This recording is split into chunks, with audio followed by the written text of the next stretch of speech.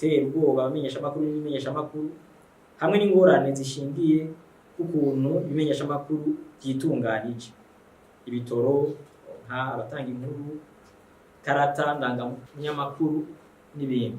Hagati ya Nzero na Kigarama 2025 igisata cyo kumenyesha amakuru mu Burundi caranzwe n'intambamyi zitari nke, harimo ingingo zifatwa n'ubuyobozi, gutera ubwoba abamenyeshamakuru n'ibimenyeshamakuru hamwe n'ingorane zishingiye ukuntu ibimenyeshamakuru byitunganije, ibitoro nka abatanga inkuru, karata ndangamunyamakuru n'ibindi.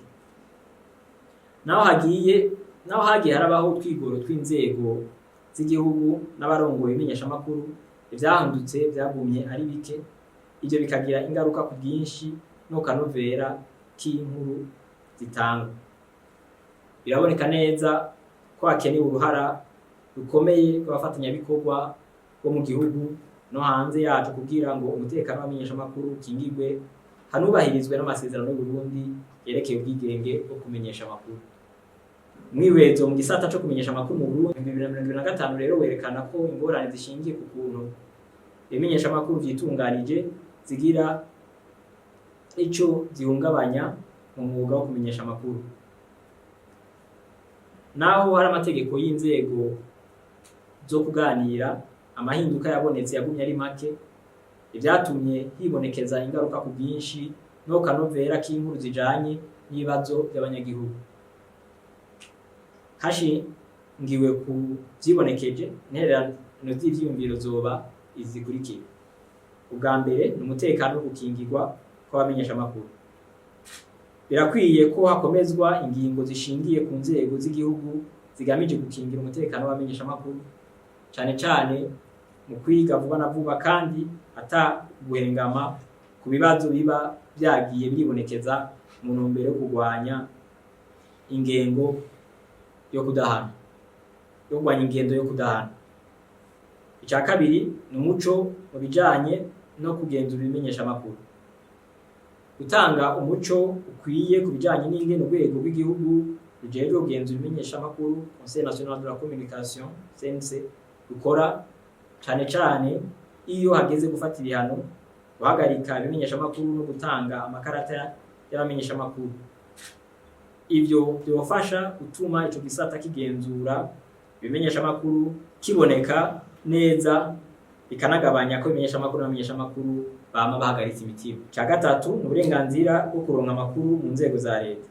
Korohereza ibimenyeshamakuru gushika ku batanga amakuru mu nzego za leta, harimo no mu bihe by'amatora, birakenewe mu ntumbero yo gutanga amakuru yizewe, kugabanya amakuru y'ibinyoma no gukomeza icizere c'abanyagihugu. Cya kane, kwisunga amategeko. Gusigura no gushira mu ngiro amategeko ajanye no kumenyesha amakuru hakurikijwe ibwirizwa nshingiro n'amasezerano mpuzamakungu Burundi bwiyemeje, byofasha gukomeza umutekano n'ubwigenge bwo gushikiriza ikiri ku mutima. Akazi k'abamenyeshamakuru, ubushobozi bw'imenyeshamakuru bwo kwibeshaho. Gushiraho ingingo ziteza imbere akazi k'abamenyeshamakuru n'ubushobozi bw'imenyeshamakuru bwo kwibeshaho, byogabanya ubukene mu bamenyeshamakuru hamwe no kuguma bitinya mu gutoza inkuru nk'uko biriko biribonekeza muri ico gisata. Cya gatandatu ni ibiganiro n'inzego.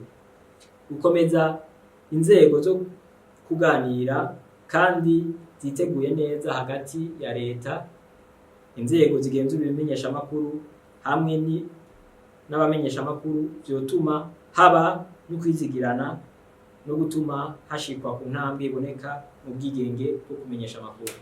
Ikindi gaco ca nyuma, gukuraho burundu igihano c'umunyororo ku makosa yo kumenyesha amakuru. Naho itegeko ryo kwa 12 mu kakaro 2024 rigenga ibijanye no kumenyesha amakuru mu Burundi ryakuyeho igihano c'umunyororo ku makosa mwamwe mu ngingo yayo ya 79. Hakenewe ko amakosa yose ajanye no kumenyesha amakuru akugwaho burundu mu mategeko kugira ngo umwuga wo kumenyesha amakuru ukorwe mu bwigenge ntangere.